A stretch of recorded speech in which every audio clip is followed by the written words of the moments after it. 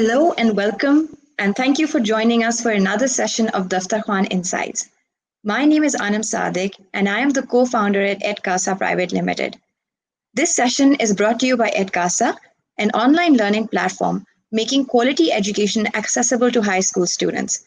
Edkasa specializes in STEM subjects to help students ace their board exams. In the last year, we've taught over 100,000 students and have proven results, and the Edkasa community is growing stronger each day. For 4 years, Daftarkhwan has been building a co-working community of entrepreneurs and professionals working on some of the most exciting business ideas in Pakistan. This community has now grown to hundreds of people across multiple cities, and Daftarkhwan aims to power businesses across the boards in their journey to growth and scale. Through these sessions, Daftarkhwan Insights, we learn from some of the most brilliant professionals across all walks and allow their expertise to help shape how each of us have set ourselves out on our journey to change the world through our life's work. Today, I'm really pleased to have Dr. Mariam Chughtai with me today. She's a brilliant assistant professor at the LUMS School of Education. She's also a director of Pakistan programs for Harvard University Mittal South Asia Institute. She has a doctorate and 2 master's degrees from Harvard University, specializing in education policy and leadership practice. As a teaching fellow, Dr. Chughtai taught negotiation at Harvard Law School, leadership at Harvard Kennedy School, along with several courses at the Harvard Graduate School of Education. We are blessed to have her in Pakistan now and running the School of Education. It is my sheer honor to have her with me. And today we'll be discussing the evolution of learning in Pakistan. Thank you so much, Dr. Chughtai, for joining me today. Thank you, Annam. It's a pleasure to be here. I'd also like to turn to the audience and speak with them and find out who they are. I'd really like it if the audience would introduce themselves and would describe to Dr. Mariam and I, so we have a better sense of who's listening to us, about their current role. So what best describes your current role? We'd really like to know is, are you belonging to an education institution? Are you a teacher, a policymaker, an education entrepreneur, a student? We'd love to hear your voice, because more than anything, we would like to hear your questions and answer any concerns that you've been facing in any of these roles. So Dr. Chughtai, let's begin our session today. I have some questions for you and I'd love your thoughts on them. So Dr. Chughtai, as an educator in Pakistan, I'm very concerned with improving the quality of and equity in education. We've seen that there are issues around access, but now the narrative is also changing from just access to improving quality and see changes in learning outcomes. There has been growing concern around a learning crisis arising from the fact that many students enrolled in education institutions are not achieving the desired learning levels and are not able to convert their education into meaningful and sustainable economic opportunities. Edkasa started on this premise that students who are going into high school, nearly 40% of them are unable to graduate their board intermediate examinations. And that's a large number of students, who are failing and falling through the cracks. What we're also seeing is that parents often tend to send their students to private schools because it's perceived to be of higher quality than that of public schools. So the question that comes to my mind is, can public-private partnerships be used to mitigate the challenge around quality and access to education that is prevalent to Pakistan? That's a very good question, and I think that we have to see Pakistan as a slightly different country than most other developing countries, because there are a few aspects to it that make it unique. We share the high population status with a few other countries. We share a nuclear power status with several other countries. We are a developing country on top of that we share with other countries. And we are also a high majority Muslim country, which we share with other countries. So Pakistan in that sense becomes very unique. As far as education outcomes are concerned, Pakistan is no longer ranked amongst South Asian countries. हमारी तालीमी जो metrics आते हैं कि हमारे कितने बच्चे पढ़ सकते हैं, वो अब जनूबी एशिया के ममालिक में शुमार नहीं होते. हमारे वो metrics अब जो कोई 12 सब सहारन अफ्रीका की कंट्रीज हैं उनमें शुमार होते हैं.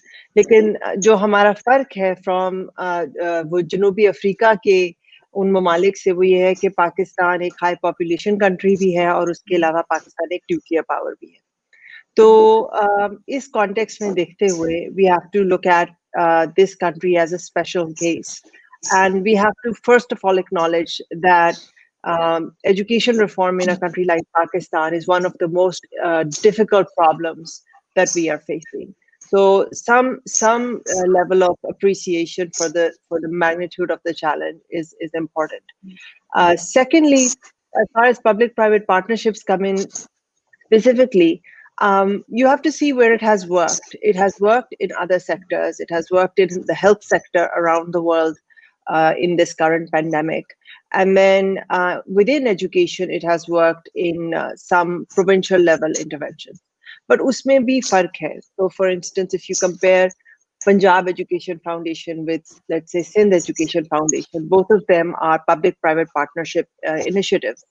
But मुझे पर्सनली पता है ऐसे लोगों का, जब पंजाब ने ये स्कूल्स देने शुरू किए टू प्राइवेट सेक्टर और प्राइवेट सिटीजन्स टू रन, तो ऐसे लोग जिनका तालीम से बिल्कुल कोई ताल्लुक नहीं था या वो खुद बिल्कुल अनपढ़ थे, जो तालीम को या एक स्कूल को महज एक बिजनेस के तौर पर देख रहे थे, वो भी बिड कर रहे थे स्कूलों के लिए और उनको स्कूल बाकायदा मिल भी रहे थे।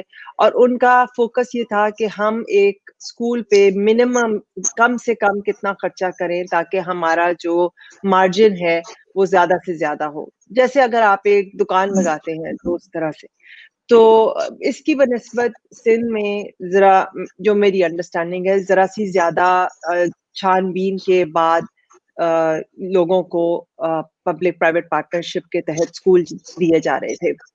लेकिन पंजाब में ही कुछ बहुत इम्पोर्टेंट जो स्टेक होल्डर्स हैं, मसलन अखुवत, केयर, द सिटीजन्स फाउंडेशन, जो एक लार्ज ऑर्गेनाइजेशंस हैं जो काफ़ी अरसे से तालीम के शोबे से या डेवलपमेंट से मुंसलिक हैं, उनको भी स्कूल दिए गए, जो कि एक बहुत अच्छा अमल था। और वो इदारे इस वक्त तालीम के शोबे में पब्लिक प्राइवेट पार्टनरशिप के तहत बहुत अच्छा रोल प्ले कर रहे हैं, क्योंकि हुकूमत फंडिंग और मॉनिटरिंग की हद तक है और उसकी एग्जीक्यूशन और एफिशिएंसी और लर्निंग में प्राइवेट सेक्टर पार्टिसिपेट कर रहा है। So I think public private partnership is not a panacea कि आप कहें कि बस आप प्राइवेट सेक्टर को दे दें, प्राइवेट सेक्टर को दे दिया तो आपकी करप्शन भी खत्म हो जाएगी, इनएफिशिएंसी खत्म हो जाएगी, कॉस्ट कम हो जाएगी। That is not true.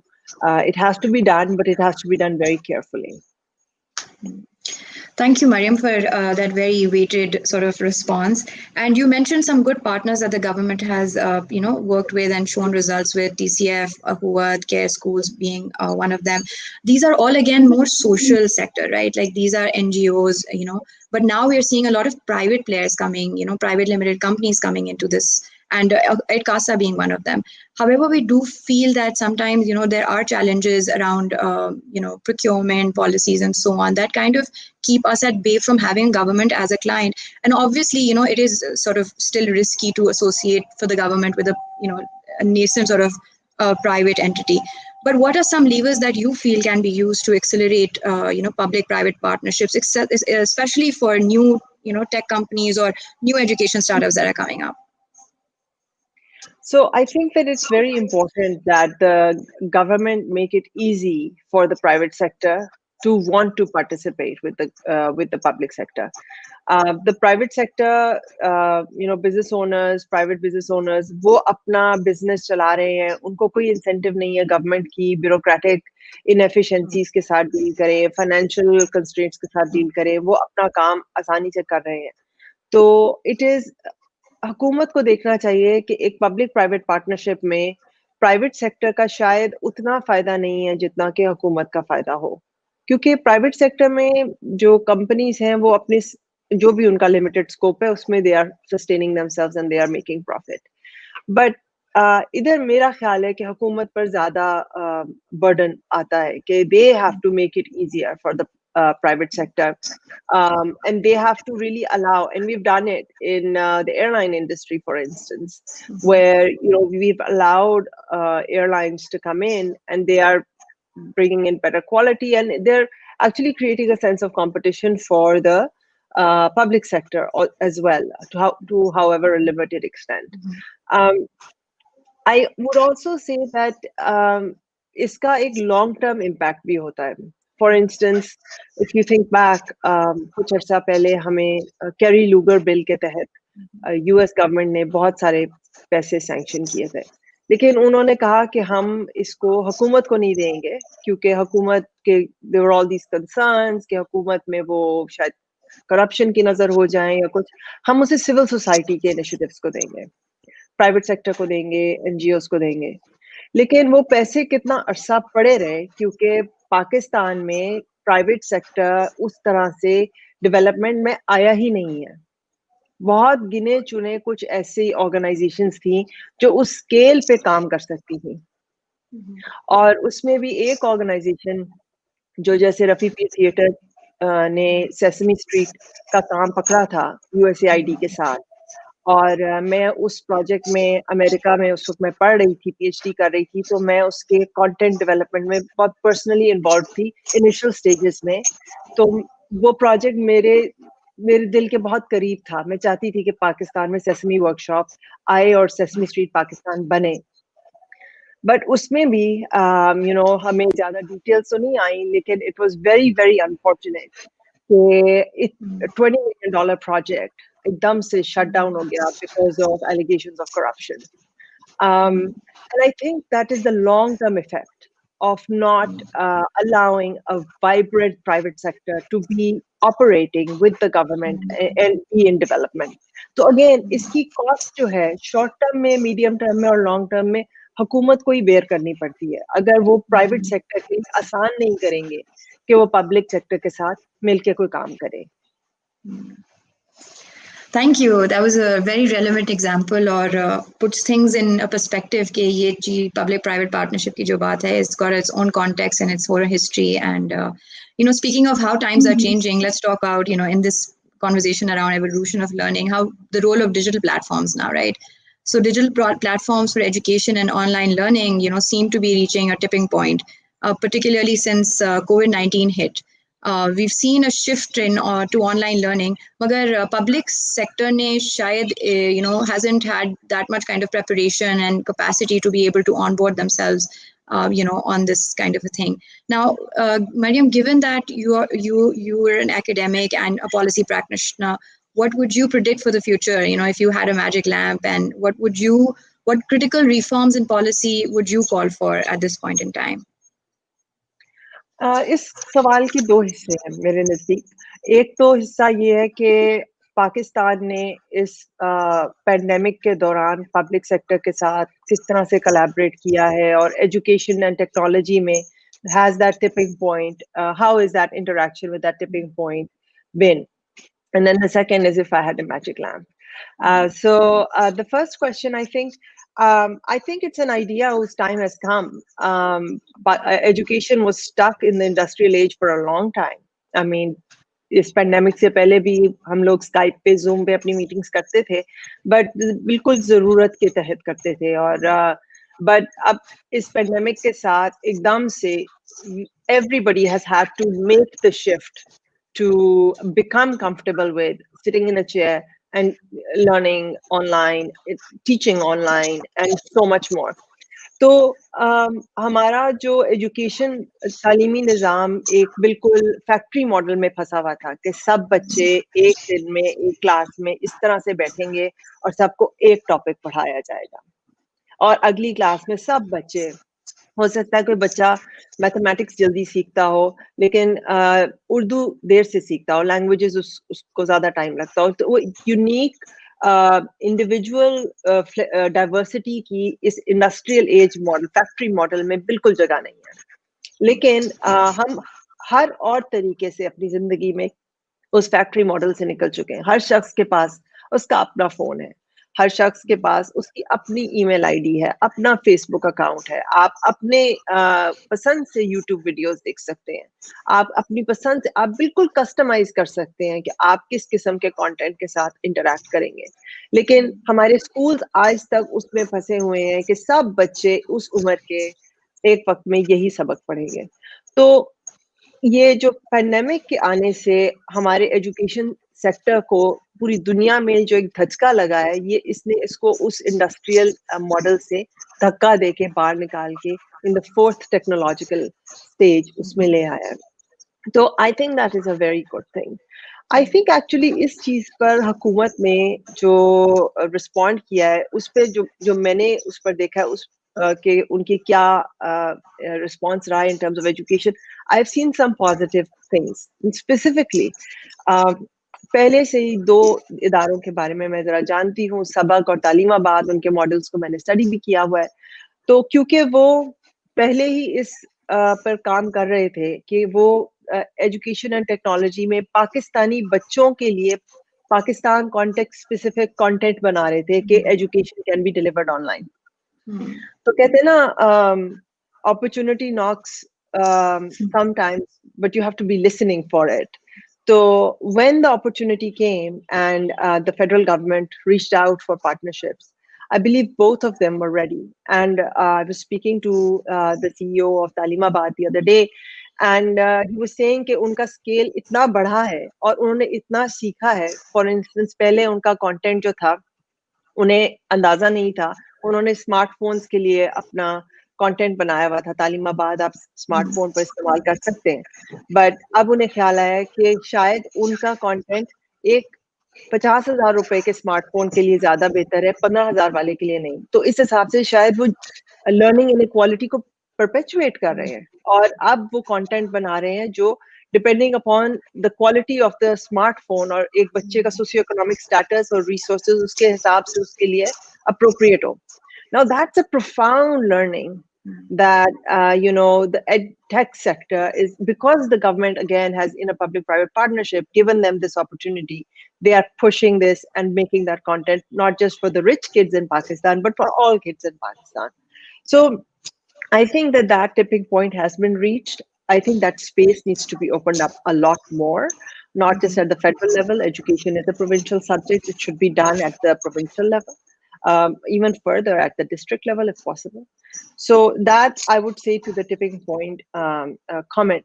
As far as the magic lamp is concerned, जिस तरह से आपका ये तालीमी निज़ाम बहुत जल्दी से आप रेवोल्यूशनलाइज हो रहा है कि आप कैसे पढ़ेंगे, आप एजुकेशन और लर्निंग में फ़र्क आ रहा है, डिग्री और एजुकेशन में फ़र्क आ रहा है. इस वक्त आपके रेज्यूमे पे जो भी लिखा होता है, आप उस बंदे को 3 महीने के लिए हायर करते हैं, आपको सब पता लग जाता है कि कितनी मर्जी डिग्रीज हो, उसको असल में क्या आता है क्या नहीं आता, उसका रेज्यूमे से बहुत कम लिंक है. सो आई थिंक कि अगर मेरे पास एक जादू का चिराग हो और मैं तालीमी निज़ाम में एक तब्दीली ला सकूं, तो मैं चाहूंगी कि हम जो हमारा असेसमेंट सिस्टम है, एग्जामिनेशन सिस्टम है, तशख़ीसी अमल है हमारा, उसको हम टेक्स्ट बुक्स पर करने की बजाय कॉन्सेप्ट्स पर करें कि एक बच्चे की तसव्वुराती समझबूझ जो है वो किस हद तक हमने तालीमी निज़ाम के ज़रिए उसमें बेहतरी लाए हैं, बजाय इसके कि उसके हाथ में हमने जो किताब पकड़ाई उस पर हम उसके हाफ़ज़े का इम्तिहान लें. अगर आप तशख़ीसी अमल को इस पर बेस कर देते हैं, निसाबी कुतब की बजाय आप उसको आप बच्चे की तसव्वुराती समझबूझ पर ले जाते हैं, तो तमाम तालीमी निज़ाम उसके गिर्द घूम जाता है. इसलिए क्योंकि बच्चा वो पढ़ता है जो इम्तिहान में आता है, बच्चे ने वो ही पढ़ना है. माँ बाप उस स्कूल में डालेंगे जहाँ पे बच्चे का रिजल्ट अच्छा आएगा, टीचर वो पढ़ाएगी जिससे बच्चे के मार्क्स अच्छे आएंगे. So जो आपका assessment system है, that is really the backbone of an education system. And if I could make that shift at a university level, school level, provincial or national level, I think that would be it. Yeah, absolutely. I think you've hit the nail on the head. बिल्कुल यही बात है, क्योंकि जैसे recall जो होता है जिसके ऊपर सारा एम्फेसिस है इस वक्त हमारी असेसमेंट सिस्टम में, that's like the lowest sort of rung in cognitive ability. उसके बाद एनालिसिस, उसके बाद comprehension and being able to recreate something, उसके ऊपर तो हम बहुत ही कम फोकस करते हैं कि हम कुछ इनोवेट कर सकें, कुछ नया क्रिएट कर सकें. और as an educator it also makes me feel rather sad कि हमारा passing level is 33%, और अगर आप हिस्ट्री पढ़ें कि 33% पे क्यों बार सेट हुआ है, जनरली 50% मार्क्स एंड अबव का होता है. So, the anecdotes I've heard are कि जी जब हम colonized थे at the time of, when the British were here, और ये board का system set up हुआ था, तो they said कि, generally in the UK, a child needs 50% to pass, but this is South Asia, and, their brains are half as developed as our brains, so we should keep the passing bar at 33. Which just, goes to show how still we are so in some ways colonized. We haven't really deconstructed this whole package जो हमने inherit किया है और उसके हमने देखा नहीं कि what works for us and what doesn't. But another really important thing you mentioned was कि, a lot of edtech companies, you mentioned Sabak and Taleemabad, and even with Edkasa, what we're trying to do really is कि हम localize करें अपनी education.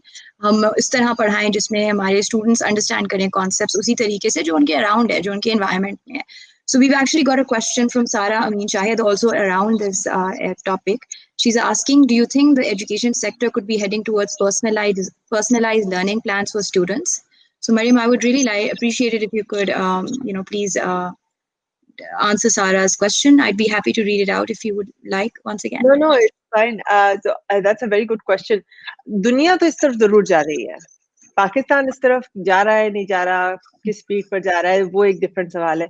दुनिया तो health care sector में भी अभी जैसे आपको अगर इफ समवन हैज डायबिटीज तो वो उसकी दवाई लेता है, लेकिन डॉक्टर आपका लिखता है कि अच्छा आपको और क्या क्या कंडीशंस हैं, अगर आपको साथ में हार्ट डिजीज है या नहीं है, या आपकी एज क्या है, उस हिसाब से वो आपको कहता है अच्छा चलें आप ये वाली दवाई ना लें, आप ये वाली दवाई लें.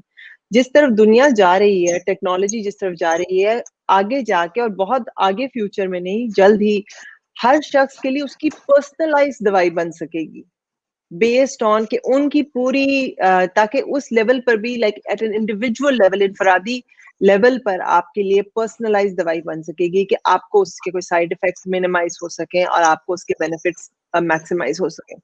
और इसी तरह तालीमी जो हमारा सेक्टर है उसमें भी आप बिल्कुल उस तरफ दुनिया पहुंच चुकी है कि आप कौन सा कंटेंट इस्तेमाल करते हैं. यूट्यूब के आ जाने से Khan academy was the first one.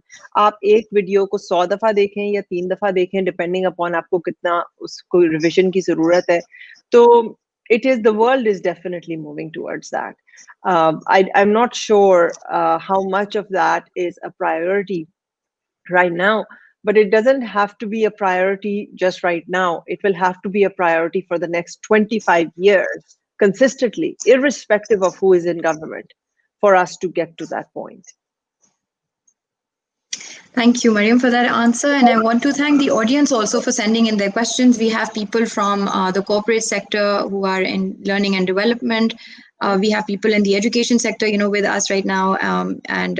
Thank you for replying in the comments. I would want our audience to answer another question that, is on our mind. We would like our audience to answer a poll question, which is, what do you think is the biggest challenge in Pakistan's educational landscape? Do you think it's the biggest challenge is access to teachers and access to schools? Or do you think it's the challenges around quality of learning? Do you think it's teacher motivation? Do you think it's student motivation? Or do you think it's something else? There are a bunch of pillars that the education system stands on, and we would like to know what you think is sort of the biggest challenge, what is the weakest. So Mariam, let's move the conversation. We've discussed the public, private, and I would like now to talk a bit more about teachers, because teachers are definitely the greatest, strongest pillars in a schooling system. So there's a lot of research concluding the importance of teachers and the influence of the teacher in helping students score marks. But there's a lack of trained teachers in Pakistan, and that leads to a big gap in our education system. Government teachers are, permanent employees. Once they're hired, they generally, are with that system for a while. And therefore, aksar we see that these government teachers don't have incentive to develop their teaching skills. Low-cost private schools also find it hard to train their teachers. So what we see is that there is definitely a need for training of the teachers. But then the question comes to, who is going to be able to pay for this? Who's going to be able to foot in the bill? And then there's another question around, motivation, that who we are trying to train, are they even willing to sort of be on the receiving end of things? So how can we mitigate these challenges of motivation and meager resources to enable our teachers to be the role models that students deserve? So there is a myth over here that teachers in Pakistan are not trained enough. In fact, Pakistani teachers की इतनी training हो चुकी है, training कर करके कि जी, but it has shown no effect. They come to the Central Teacher Training Institution, Punjab mein, Qaid, or for lots of teachers, it's a paid vacation to the big city. Jahan wo jaate hain, they have to sit through stuff. Many years ago, Professor Fernando Reimers, he came to Pakistan in '95, wrote a book on Pakistan. I believe it was in his class, I think, or something around that I learned that there was a teacher training class going on, जिसमें teacher ने blackboard पर लिखा कि I will not teach by rote memorization, and all the teacher students wrote, I will not teach by rote memorization. So I think it's ये थोड़ी सी misnomer है कि teachers are not trained. But I want to very clearly say that तालीमी निज़ाम में हमारा जो पूरा जितने लोग तालीमी शोबे से मुंसलिक हैं, उनके लिए सबसे आसान है टीचर को गाली निकालना और कहना कि ये टीचर मोटिवेटेड नहीं है, ये टीचर काम नहीं करना चाहता, ये टीचर जो है ये इसको आप हटा नहीं सकते, ये काम नहीं करता.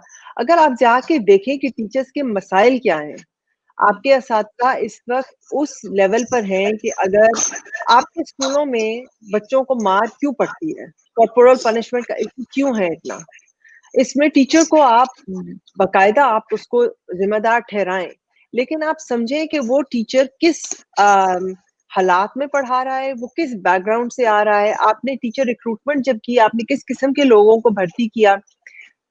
तालीमी शोबा पॉलिटिकल करप्शन के लिए बहुत हद से बढ़कर इस्तेमाल होता है. तालीमी शोबे से मुंसलिक लोग यानी कि टीचर्स, एडमिनिस्ट्रेटर्स खुद करप्ट ना हो, लेकिन तालीमी शोबे को इस्तेमाल करके बहुत करप्शन की जाती है. मसलन हर पॉलिटिशियन के पास एक सर्टेन नंबर ऑफ टीचर्स की पोजीशंस हैं जो वो एज पॉलिटिकल फेवर्स दे सकता है. एक सियासतदान के बारे में मैं जानती हूँ जिन्होंने एक खातून को, जो कि बेवा हैं, अनपढ़ हैं, उनके 4 बच्चे हैं, उनको टीचर का वजीफा लगवा के दिया हुआ है कि उनके घर में आती रहे, तनख्वाह आती रहे. तो आपने एक तालीमी अब ऐसे टीचर्स को आप अगर भर्ती करेंगे जो कि आपके बॉटम ऑफ द पिरामिड पे है, in social status, in economic status, in overall outlook on what's in there for the future for them, तो आप उनको जितनी मर्जी ट्रेनिंग करा लें, ट्रेनिंग का कोई फायदा नहीं होगा. But you have to understand that there is redemption for every individual. I believe, it's one of my core beliefs, that people can be redeemed. Teachers teach how they were taught. उनको भी इसी तरह पढ़ाया गया था. आप कितनी भी ट्रेनिंग करा लें, वो उसी तरह पढ़ाएंगे जिस तरह उन्हें पढ़ाया गया था. लेकिन आपको उन्हें एज इंडिविजुअल्स देख के they have to first unlearn how they were taught and then relearn how to learn and how to teach. So I think it is very important to look at it as a multi step problem. अब कोई वजह ही है ना कि उसी मोहल्ले में उन्हीं घरों से जो टीचर निकल के पब्लिक स्कूल में जा रहा है, वो ना टाइम पर जाता है या अक्सर नहीं जाता, छुट्टी भी करता है, तनख्वाह भी ले रहा है 3 times as much as what an NGO teacher makes often. और उसी मोहल्ले से एक और टीचर एक लो फी प्राइवेट स्कूल में जाके टाइम पर भी जा रहा है, पढ़ा भी रहा है और उसके बच्चों का रिजल्ट भी अच्छा आ रहा है. क्या वजह है? I think incentives are definitely a big part of it. One thing is that the teacher knows that they can be fired for not doing good work. लेकिन ये भी है कि लो फी प्राइवेट स्कूल में उसको कुछ 250 बच्चे का बेबी सिटर सेंटर नहीं चलाना एक कमरे में मल्टी ग्रेड क्लासरूम के साथ. मैंने फैसलाबाद में ट्रेनिंग्स कराई विद एडिशनल एजुकेशनल ऑफिसर्स.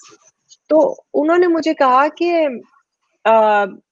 हमारे स्कूल में एक दफा कोई फटा चल रहा था प्रिंसिपल का और टीचर का. तो उसमें कोई था कि प्रिंसिपल को ट्रांसफर करना है और ये वो इनएफिशिएंसी की बात. तो जी एक दिन सांप आ गया स्कूल में, सांप ने एक बच्चे को डसा, बच्चा मर गया. And I was shocked. I was like how is that possible? They like madam ऐसे हो जाता है, पंखा गिर गया बच्चे मर गए, छत गिर गई बच्चे मर गए. तो ये लोग जो साइडों पे बैठ के it's very comfortable to criticize कि आपका टीचर जो है वो ऐसा है वैसा है. You have to really understand it's decades of neglect that has led to our teacher. जो लोग इस वक्त इन हालात के बावजूद जाके टीचर बनने को तैयार है, मैं उनको सलाम पेश करती हूँ, क्योंकि मैं तो ना जाके इस तरह से पढ़ा सकूं. So I think it's important to look at this problem as a multi-level problem and to really bring in teachers to understand how are we going to fix the problems for teachers rather than looking at them as objects that someone from the outside has to come and fix. That's my opinion on it. No, that makes a lot of sense कि जो this is sort of just the tip of the iceberg जो आप देखते हैं, उसके नीचे जो चीज़ें हो रही हैं वो visible नहीं है, मगर ये सारी जो आपने बातें point out की हैं, definitely they have a lot of weight. But Mariam, do you feel कि this permanence in their employment, you know, that's sort of built in this government teacher job, do you think ये address हो सकता है, या do you think कि ये बस एक system का part है, और ये how do you feel there's an evolution that can come to this? I think that ये प्राइवेट सेक्टर में जैसे है कि आप परफॉर्मेंस बेस्ड आपका रिवॉर्ड सिस्टम होता है, not seniority based. You know, अगर एक शख्स एक बुरी तरह पढ़ाता है, एक अच्छा टीचर नहीं है, तो वो 30 साल अगर एक बुरा टीचर रहे तो वो सबसे सीनियर टीचर होगा, क्योंकि वो 30 साल से बुरा टीचर है. और अगर कोई शख्स 3 साल से बहुत अच्छा पढ़ा रहा है लेकिन वो जूनियर टीचर ही रहेगा, क्योंकि उसे सिर्फ 3 साल हुए हैं अभी टीचर हुए हुए. So I agree that the system of reward on seniority and not being able to penalize someone for bad performance is a problem. लेकिन आपके बाकी जो इदारे हैं जहाँ पर मेरिटोक्रेसी एक बेहतर हद तक मेंटेन हुई है, आपके सिविल सर्विस में कुछ हद तक बहुत अच्छे सिविल सर्वेंट्स भी हैं जो टॉप तक आते हैं. आपकी मिलिट्री में, you know, there is a meritocracy. You can have a hybrid version. आप ऐसे करें कि आप करें सीनियरिटी पे, that's a big part of having a government job. आप उसको रखें, जॉब सिक्योरिटी दें, बट आप उसकी पे का एक मेजर कंपोनेंट जो है परफॉर्मेंस के साथ लिंक कर दें. You know, so don't fire them. अभी क्या होता है, जो शख्स बुरा टीचर होता है उसको आप ट्रांसफर कर देते हैं रूरल एरिया में जहां पहले ही अच्छे टीचर नहीं है, और पनिशमेंट के तौर पे आप उसे हार्ड एरिया में भेज देते हैं. तो उन बच्चों का क्या कसूर है? You know, so I think that this absolutely, I agree that you know, people should be allowed to you know, if they are not performing, they should be removed from the system, but you have to be practical. अगर आपका ये system है ऐसा कि आप इतनी आसानी से उन्हें हटा नहीं सकते, तो you should be able to penalize them in other ways and reward them in other ways. That makes a lot of sense. We've got a question from the audience, a question from Noor Fatma Maqsood. She's asking, how do you discourage Pakistani teachers to not punish children to attain high marks through rote learning and instead focus on the real deal, which is learning and understanding? A tough one. No, not really. You know, there's a saying that right now the rich kids have tablets and the poor kids have teachers. In the future, the poor kids will have tablets and the rich kids will have teachers. What that means is कि ये जो आपकी tablets आ रही हैं, education technology आ रही है, ये बुरे टीचर्स को रिप्लेस कर देगी, लेकिन एक अच्छे टीचर को कोई टेक्नोलॉजी रिप्लेस नहीं कर सकती. तो आप अच्छे टीचर्स को, जो सवाल है कि कॉर्पोरल पनिशमेंट के बारे में, कि आप मार नहीं प्यार और इस तरह की कैंपेन्स हैं, लेकिन मार नहीं प्यार की कैंपेन जो पंजाब गवर्नमेंट ने चलाई थी, उसका ग्रास रूट्स पर ये इम्पैक्ट था कि जो टीचर्स थे वो इतना इंसल्टेड फील कर रहे थे कि उनके क्लासरूम्स में एक फ्लैग्स लगी हुई हैं कि अगर आपके टीचर ने आपको या आपके किसी क्लास फेलो को मारा है तो आप इस नंबर पे फोन करें. एंड टीचर्स फेल कि हमारे पास और कुछ नहीं था, एक हमारी इज्जत थी, तो अब वो बच्चा उठ के हम पे शिकायत लगाएगा. मैं ये नहीं कह रही कि ये सही है, बट मैं ये जरूर कह रही हूँ कि a lot of education problems will only be solved if you understand the sensibilities around them. अगर टीचर बच्चे को मारता है तो क्यों मारता है, उस पर क्या प्रेशर्स हैं? अगर आप उन प्रेशर्स को रिमूव कर लेंगे, अगर आप उन प्रेशर्स को एड्रेस कर लेंगे, अगर उस टीचर की ज़हनी तवाज़ुन नहीं दुरुस्त कि वो एक क्लासरूम में उसे नहीं होना चाहिए, तो उसको वहां से हटा दें.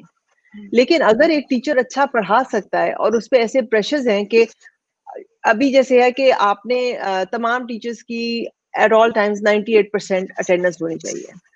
मुझे वो बताते हैं डिस्ट्रिक्ट मियांवाली के साथ और डिस्ट्रिक्ट साहिवाल के साथ, 4 डिस्ट्रिक्ट जिनके साथ हमने प्रोजेक्ट किया, उनका मैडम 30% टीचर्स तो आपकी हर वक्त मैटरनिटी लीव पर होती है. तो आप 98% अटेंडेंस कैसे लेकर आएंगे? आप तो फिर झूठ ही बोलेंगे ना। तो आप ये प्रेशर समझें कि हमारी जो पॉलिसी मेकिंग है, जो हमारी अकाउंटेबिलिटी स्ट्रक्चर्स हैं टीचर्स पर और स्कूल्स में एडमिनिस्ट्रेटर्स पर, वो कितने अनरियलिस्टिक हैं। फिर इस तरह की एग्जांपल्स हैं कि जो मॉनिटरिंग के लिए एईओ जाता है, एडिशनल एजुकेशन ऑफिसर, वो जाके उसने देखना है कि बाउंड्री वॉल स्कूल के अराउंड बनी हुई है कि नहीं, और अगर नहीं बनी हुई तो उसका काम रिपोर्टिंग का है कि बाउंड्री वॉल नहीं बनी हुई। लेकिन अगर स्कूल के अराउंड बाउंड्री वॉल नहीं बनी हुई तो एईओ की तनख्वाह में से कटेगा। भाई उसका काम पैसे अरेंज करके बाउंड्री वॉल बनाना तो नहीं है ना। तो ऐसे में क्या होता है, जिस प्रिंसिपल को उसने एवेलुएट करना है या जिस टीचर को उसने मेंटोर करना है, अगर वो इससे खुश नहीं है, वो जाके बाउंड्री वॉल खुद तोड़वा देगा कि इसकी तनख्वाह कटे। तो आप जरा, I think it's very important to understand कि आपकी जो पॉलिसीज बनी हुई हैं, कॉर्पोरल पनिशमेंट, बच्चों को मारना, उनको रट्टा लगवाना, these are symptoms of a broken system. You take away the causes, आपके सिम्टम्स में बहुत बेहतरी आ जाएगी। Well said, Dr. Mariam. Very well put. Now I want to turn and ask the audience some question. The last question, the last poll question that we have for today. We talked about technology and how that accelerated during COVID time. So my question to the audience is that how do they feel? Do they see EdTech continuing once the pandemic is over? Do you think it's very likely for EdTech to continue, or do they feel it's likely to continue, maybe not? Or not likely to continue? Absolutely not going to continue. So I'd let the audience sort of weigh in on this question. In the meantime, I'd also take some questions that are coming from, there's a question from Anisur Rahman. Mariam, he's asking, how about we understand student personality for student-centric education? And he's followed that up with sort of another comment. So Dr. Mariam Chughtai, could you please share your idea to understanding students' personality before giving them content?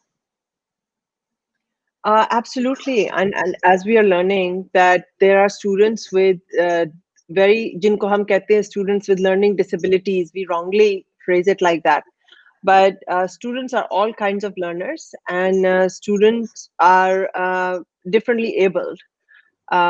There's a huge movement around the world कि जो लोग सुन नहीं सकते, वो disabled नहीं है, they are differently abled because उनकी दीगर जो है senses, they are heightened. So maybe they can understand the world better than the rest of us. So ये एक बहुत दकियानूसी निज़ाम है. आप समझें कि इस वक्त इवन जैसे हम अभी इंटरनेट इस्तेमाल कर रहे हैं, अभी जिस तरह से हम बात कर रहे हैं, जो पुराने जमाने में स्टोन और चिजल लेके लोग पत्थर पर लिखा करते थे ना, अभी वो जमाना है एडटेक का. अभी आर्टिफिशियल इंटेलिजेंस और उस तरह की चीजों ने, वर्चुअल रियलिटी ने बहुत जल्द हमारी जिंदगियों में अगले 5-10 साल में आ जाना है. आपकी university the way it stands right now will be obsolete. So personalized learning, understanding that there are many different ways, several ways जिनका अभी हमें पता भी नहीं है, in which people can learn, is definitely the way to go.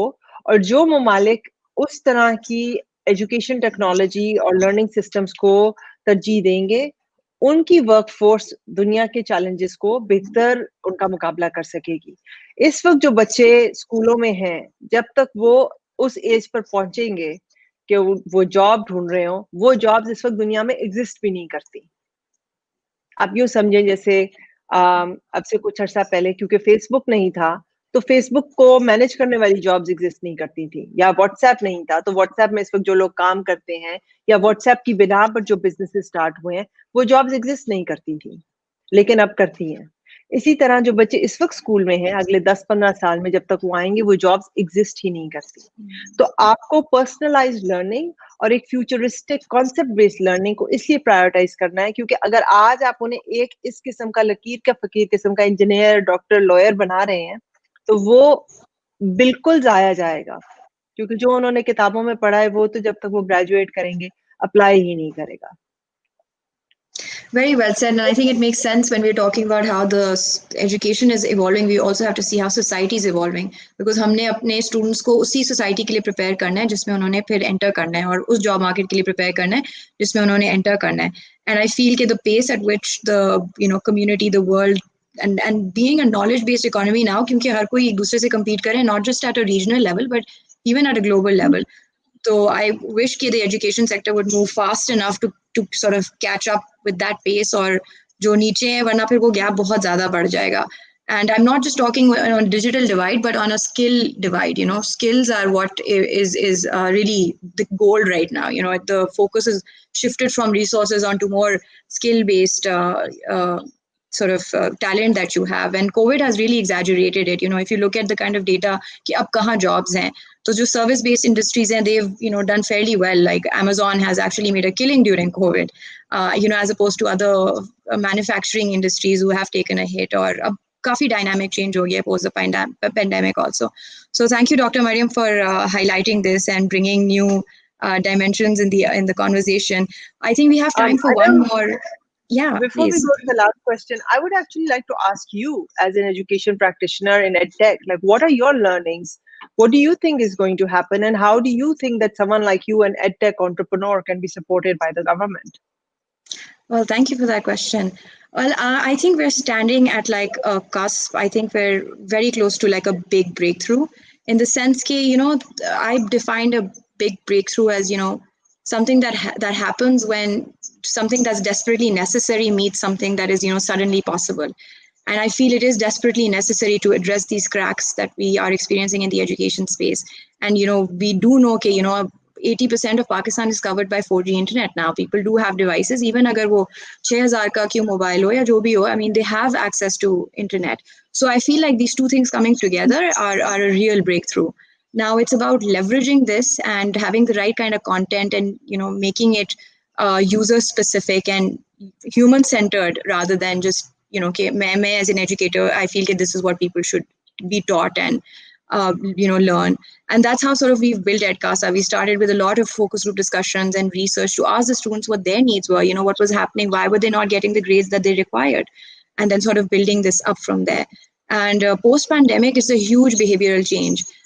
Students initially, we've been working in the EdTech space for the last 3 years or so, but post-pandemic, the EdTech is a proven concept now. People have more trust and reliability because I suppose they didn't have an option, so they had to try this. So it accelerated the journey for us, and we saw a huge increase in user demand. Now, I feel that with the government, there is a lot of alliances that can be created. And one of, I feel that jahan pe teacher nahi pahunch sakte, you can look at, for example, FATA areas. You can look at mountainous areas jahan pe availability of higher education is limited. I feel that EdTech companies can do a lot, can really unlock that problem that the government has at a very affordable price. Right now, we can, teach an entire classroom at 1/4 the cost of what the government would actually be paying their teachers, and we have worked to increase the learning outcomes of students as well.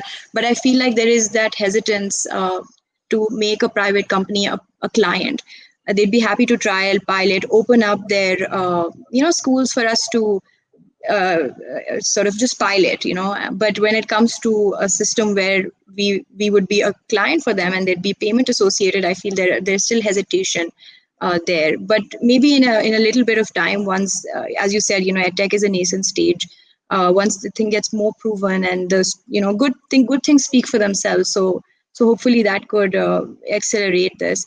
And another thing is, even procurement processes are fairly complicated.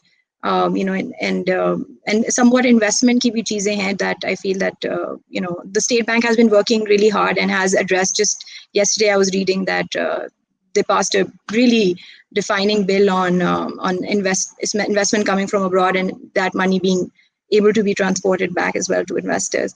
So I think we've had a little bit of some technological issue from Dr. Mariam's end. So we'll have to probably just reaching the end of our event today. I'd really like to thank her for her participation, her well thought out arguments, and for taking the narrative forward and thinking of what the future holds for us as educators and as students and teachers. Oh, it seems like Dr. Mariam, you're back. Great, good to have you back. So shall we just wrap up with the session for today? I was just going towards the closing remarks. I'm glad you're back. We do have one question from the audience. Mariam, do you feel we should take that and then sign off for the day? Great. We've got a question from Jibran Said. He's asking, what do you think of shadow education and how teachers exploit their students through tuitions by being subpar at school and promising high grades in their tuition centers? Yes, so this again goes back to this is a comment on how people operate, people exploit a dysfunctional system, not education particularly. So जिस तरह आपके doctors हुकूमती हस्पताल में बैठते हैं सुबह को और वहाँ से पेशेंट्स अपनी शाम की प्रैक्टिस को रेफर कर देते हैं, उसी तरह टीचर्स जो हैं वो उसी क्लास में, मैं भी ऐसी क्लास में पढ़ी हूँ कि जो लड़की उस टीचर के साथ शाम को ट्यूशन पढ़ रही होती थी, उसको उसके मार्क्स एकदम से क्लास में अच्छे आने शुरू हो जाते थे। तो इसका तालीमी निज़ाम से इतना ताल्लुक नहीं है जितना इसका एक प्रॉब्लमैटिक सिस्टम से ताल्लुक है कि आप वो जहाँ भी क्रिएट करेंगे तो लोग उसमें रास्ते निकालेंगे। तो इसका ये आप इसको समझें कि अगर टीचर्स बच्चों को शामों में अपने घरों में पढ़ा रहे हैं, तो बच्चे भी तो पढ़ने जा रहे हैं और पेरेंट्स भी तो बच्चों को भेज रहे हैं और पेरेंट्स स्कूल की भी ट्यूशन दे रहे हैं और ट्यूशन सेंटर के भी पैसे दे रहे हैं। तो क्यों कर रहे हैं वो ऐसे? वो इसलिए कर रहे हैं क्योंकि उनको लगता है कि इम्तिहान में जो आएगा वो स्कूल में पढ़ने से उसके लिए काफी नहीं है स्टूडेंट के लिए, या वो ट्यूशन सेंटर की जो मार्केट इतनी रोबस्ट और इतनी फैल गई है, वो इसलिए मेरे वक्त में बहुत पहले की बात है, but when I was small, जो लड़की अगर ट्यूशन लेती थी वो एक उसको छुपा के बताती थी और it was look down upon कि वो ट्यूशन लेती है, क्योंकि वो उसको था कि शायद वो इतनी मेहनत नहीं कर रही या वो इतनी अक्लमंद नहीं है। लेकिन अब तो इट्स लाइक कि आप उसके बगैर आप पास ही नहीं कर सकते और बच्चे जो हैं वो सुबह दोपहर शाम रात पढ़ रहे होते हैं। तो द आइडिया इज कि वो क्या वैल्यू है जो एक ट्यूशन सेंटर ऑफर करता है एक पेरेंट को और एक स्टूडेंट को, जो आपका स्कूल सिस्टम ऑफर नहीं कर रहा। अगर आपके स्कूल सिस्टम इस तरह की ट्यूशन इस तरह की एजुकेशन ऑफर करनी शुरू करें, तो it can actually achieve that same target. I mean, I learned about this large education network, जो low fee private schools हैं जिनके, तो उधर मेरे घर में जो काम करती है औरत, उसके बच्चे पढ़ते हैं, तो उसका जो स्कूल की फीस थी उसका तो बिल था, लेकिन उसके बाद उन्होंने कहा कि उस नेटवर्क के अपने ट्यूशन सेंटर भी हैं, अलग से नहीं है, उन्होंने अपने ही स्कूलों के ट्यूशन सेंटर है, उनकी फीस अलग है। तो I thought it was very interesting कि एजुकेशन प्रोवाइडर्स नो कि पेरेंट्स ने बच्चों को, हम तो तालीम दे रहे हैं स्कूल में एक तरह की, तो हम मार्केट कैप्चर के लिए ट्यूशन सेंटर भी खोल लेते हैं। So I think that you have to really understand कि what is that value that tuition centres are giving, and I would like us to move to a point that schools become negotiable and tuition centres become negotiable, और जहां पर एक जगह पे बच्चे को काफी एजुकेशन मिल रही है कि वो अपने कंसेप्चुअल अंडरस्टैंडिंग ठीक कर सकता है, वो वहीं जाए, और चाहे वो जगह उसका एक ऑनलाइन ट्यूशन सेंटर हो, क्योंकि for the less amount of time and better quality content, वो जो भी कोई प्रोवाइड करता है, चाहे वो रेगुलर स्कूल है या वो ट्यूशन सेंटर है या वो ऑनलाइन ट्यूटरिंग है, it doesn't matter. What will matter to the parent and the child is where is this child going to get the right education to help them get the examination passed for the credentialing that education does. So I look at it like that. Yeah, absolutely. I think one more thing, as Mariam, you talked about the value add of tuition centers. I think one of the things that students, why they enjoy going to tuition centers, is also because of socialization. Like it's a great place for students to meet and socialize and get to know one another, but not taking away from the education outcomes. I mean, they do also definitely go there for improving their marks, but one of the major components, I think, is also socialization. So Mariam, your questions are flowing in. Now it's up to you. How many would you like to address before we sign off? No, we can take a few questions. Okay, so I will keep it at the last two, and then So we've got a question from Mohammed Ahmed. He's asking, ma'am, how are you guys working for making online learning sustainable for low-income households? How can we provide students from low-income family with latest learning mechanisms, which are the major importance of modern society? I think that I personally, I'm a university professor, so मैं मेरी उस तरह की access on policy making नहीं है. But I think that I support a lot of edtech organizations जिन्होंने low income families के लिए education through technology accessible बना दी है. Edkasa is one of them. I named a couple of organizations. There are a number of international organizations, regional organizations that are providing quality content at every grade level. अभी अगर आप Harvard X या edX पर जाएं या Coursera पर जाएं, Linda पर जाएं, there are so many courses you can take for free. These are university level courses for free. So आगे जो internet connectivity का issue है, that will get resolved with time. A lot of companies are sending off satellites in the air that will give Wi-Fi off to parts of the world, that this kind of Wi-Fi will seem like, a thing of the past. But until that happens, I think there are lots of other solutions. You can download content. Content is smartphone friendly. Right now, the onus is on the individual कि वो जाके खुद से ढूंढे, select करे. I think the onus will always be on the individual. Yeah. वो वक्त है कि जी हम क्लास में बैठे हैं, टीचर सामने आया, बस हमें पढ़ा देना अब. तो वो वक्त मेरा ख्याल है अब गुजर गए हैं, और आपको अपनी लर्निंग अपने हाथ में लेनी है, अपनी तालीम अपने हाथ में लेनी है, और there are plenty of resources online for someone to get a good education in very minimal cost. Yeah. My comments to Muhammad Ahmed's question is that technology, one of the things is that it is, been used for social justice and, creating, equalizing, being an equalizer. So because the reason is that uske costs jo associated hai, wo volume ki wajah se spread out ho jate hain. So for example, one teacher who would be teaching in a class, because of a capacity reasons, wo 100 or so bachon ko hi padha sakenge ek waqt mein. I mean, geographically she'd be limited to one classroom. But if you take a teacher online, like for example, we're having this event online, iski recording bhi available hogi. So many people are connected to us from so many different, places. So definitely the economies of scale do kick in, and it's easier. The volume of it makes it easier for it to be heavily subsidized. And Dr. Mariam gave some really great examples of online platforms jahan pe ye sab ho raha hai. Ab ye hai ki education in Pakistan is generally through referral basis. How people find confidence in a system is a lot of referrals and so on. So I feel like that point hasn't really been, EdTech is just about to get to that point where people will be like, maine yahan se course kiya, you should also try this, or try doing, XYZ, and then perhaps we'll see a big shift. But I feel like jo cost wali baat hai, wo in any case built into a, technology solution. It should be a given in most cases. Let's move on to a question by Abu Bakr Alvi. He's asking why the focus of most EdTech-based interventions is based on after-school learning rather than bringing technology to the classrooms during school hours, like blended learning. Parents should push schools to bring teacher-enabled technology in the classroom to bridge the content gap and make it more accessible, especially for low-cost schools. Yes, so I think the pandemic has brought technology to the classroom. You have no choice but to use technology in the classroom now. Or there's something called the flipped classroom. So जैसे हमने जब पढ़ा था तो हमें class work होता था, फिर होमवर्क होता था क्लास, और फिर जब इवन यूनिवर्सिटी में मैं गई, all the way in my graduate school masters में भी, तो 3 घंटे का लेक्चर होता था, सब वो लोग नोट लेते थे और फिर घर जाके रीडिंग्स करनी होती थी और असाइनमेंट करनी होती थी. बट मेरे उस पीएचडी के दौरान ही ये ब्लेंडेड लर्निंग फ्लिप क्लासरूम का कॉन्सेप्ट आया था.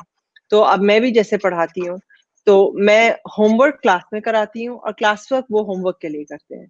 So my, content, the videos I want them to watch or something can be given to them because that's a fixed thing. जो सबने करना है, एक ही टाइम पे करना है, मतलब एक ही ड्यूरेशन में करना है. If there is a particular documentary they need to watch and all that, वो homework है. उसकी discussion, उसका analysis, उसका group work वो class में होगा. So this is called the flipped classroom. And this really is using technology in this way. अब आप देखिए, अभी जो हम बातें कर रहे हैं, अभी हम आपस में कर रहे हैं, there's a particular Pakistani demographic हम इसमें ला रहे हैं. लेकिन, not too long, it's not too far out कि आपके, और 6 महीने बाद ही इसी तरह दफ्तर ख्वान के प्लेटफॉर्म से आपके स्पीकर्स वो नहीं होंगे जो लाहौर शहर में ही रहते हैं, जहाँ दफ्तरखान का भी, वो होंगे लॉस एंजलिस में होंगे या कहीं और श्रीलंका में होंगे, बिकॉज अभी हमने इसको कंसेप्चुलाइज ही नहीं किया कि हमने जो शिफ्ट ले लिया है अब ऑनलाइन का, आपके स्टूडेंट्स जो होंगे वो पूरी दुनिया से होंगे। अभी को मुझे बता रहा था कि उर्दू लैंग्वेज में कोई कुरान हदीस का कोर्स है जिसमें पता नहीं पूरी दुनिया से कितने हजारों लोगों ने ज्वाइन किया, and we were like, I thought के सिर्फ लाहौर शहर में उर्दू बोली जाती है, but that's specific to Lahori. Punjabis who think like that. But the world has opened up in ways that it really brought us together in ways. ये नहीं है कि क्योंकि हम in person नहीं मिल सकते तो चलो Zoom पे या Skype पे मिल लेते हैं. I think that you will not be by 2024, by the time a vaccination comes and you think that we can go back to the way we were in 2019, we will not want to go back to the way things were in 2019. I think you can forget about how life was in 2019. It will be a much different, and I think a better, more exciting, and more connected world in 2024. And we all get to experience it. I think it's a very exciting thing, as overwhelming as it is. But this transformation is a very exciting moment for humanity. Wow. That's a great way to look at what we're going through, thinking of the far out implications of it. And I mean, right now it may seem like a necessary evil to have these kind of Zoom webinars and so, but you're absolutely right. Like, if you think about it in the next few years, what does it mean for the world as a whole? How connected we all will be? So it is definitely very exciting. I'd actually like to answer Abu Bakar's question as well, using Edkasa's example. So initially, Abu Bakar, we also felt that we needed directly to go into the after-school learning market and also just go directly talk to students. Do B2C sort of our videos on YouTube and stuff is all B2C. But then we felt that there was a lot of requirement to intervene at the school level and do a sort of a B2B. So what we did was that we do have connected classrooms, similar to the stream that Dr. Mariam and I have right now. It's our teachers also go on a live stream, and the stream across right now we have 40 schools that are in our network, and we regularly on a daily basis follow a schedule, and we focus on STEM subjects and teach these classes on a daily basis. So the price point is 15,000 rupees per month, and it covers the entire classroom for 5 subjects. So it comes down to less than 400 rupees per child per month. So it's very affordable, and we started this just in 2019, and it's really scaled up, and we're in well positioned to sort of scale up to 100 more schools by next year, inshallah. So, and the uptake has been phenomenal. I feel that, since, the low income background, when you see something that you feel can solve a problem, the appetite for it is it's really great to see how like tenacious they are, and they want more of it. So we started this as an experiment, and it's really scaled up, and definitely I do feel the tech enabled classrooms is going to really be big, and it has already during the pandemic. Even in elite schools, we've seen the transition onto Blackboard and Google Classrooms and so on. But at this point, we've crossed our 6 p.m. deadline, and I'd really like to thank Dr. Mariam for her contribution and for her well, thought out answers and discussion. We would like to thank the audience as well. I think you all played a real conversation, a rich one. My key takeaways today was that I feel that we're standing at a brink of something really exciting in terms of edtech, in terms of connectivity and global connectivity, bringing us all together. We talked about the problems that teachers face, rather than sort of just having a critical lens towards their performance. It's also important. Dr. Mariam pointed out the kind of chronic problems that we face in the education system right now, and how they can be easily exploited because of how broken they are. But I think we're sort of here towards the end. There's a lot of hope, of the new technology that's coming in, new innovations that are coming in, how people are getting informed, parents, students, different stakeholders. So hopefully we're going to be able to move forward strides and improve the education system. So thank you, Dr. Mariam. With this, our session comes to a conclusion. It was really great having you. Thank you so much for having me. I learned a lot from you and from the people who joined. I look forward to future engagements. Likewise. Thank you. Khuda Hafiz. Have a good night. Good night, everybody.